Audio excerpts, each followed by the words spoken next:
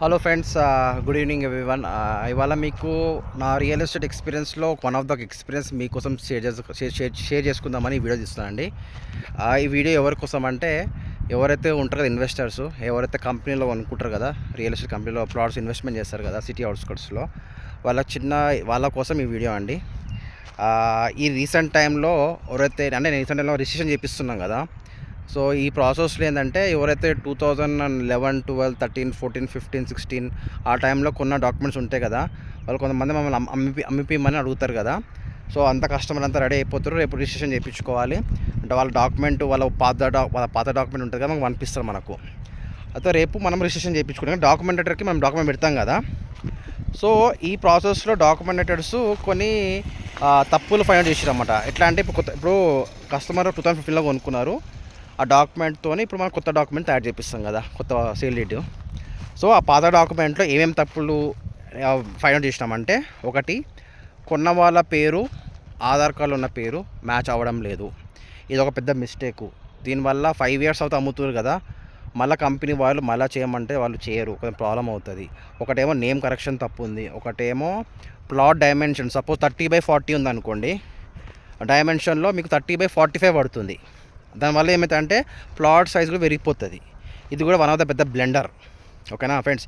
ఇంకొక తప్పు ఏంటంటే, ఫస్ట్ పేపర్లో ఒక సర్వే నెంబర్ ఉంటుంది, సెకండ్ పేపర్లో ఇంకో సర్వే నెంబర్ ఉంటుంది, లాస్ట్ పేపర్లో ఇంకో సర్వే నెంబర్ ఉంటుంది. ఈ సర్వే నెంబర్ మిస్ మ్యాచ్ అవ్వడం వల్ల కూడా పెద్ద బిగ్గెస్ట్ మిస్టేక్ అనమాట ఇది. సో ఇవన్నీ పెద్ద బ్లెండర్స్ అండి. మీరు 2015-16లో కొన్న తర్వాత మీరు వెరిఫై చేసుకోకుండా, అంటే ప్లాట్ అంటే మీరు సేల్ చెక్ చేసుకోకపోయి అట్లే నమ్మకంతో మీరు మీరు మీరు మీ ఇంట్లో దాచిపెట్టేసుకుంటారు.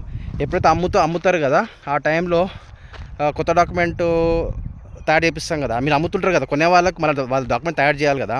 ఈ ప్రాసెస్లో డాక్యుమెంటేటర్స్ మేము ఫైండ్ అవుట్ చేసిన మిస్టేక్స్ ఏదంటే, ఒకటి పేరు మిస్ మ్యాచ్, కొంచెం లెటర్స్ తప్పు ఉంటుంది. రెండో పాయింట్ ఏంటంటే సర్వే నెంబర్స్ మిస్ మ్యాచ్ ఉంటుంది. మూడోది ఏంటంటే డైమెన్షన్ కూడా మిస్ మ్యాచ్ ఉంటుంది.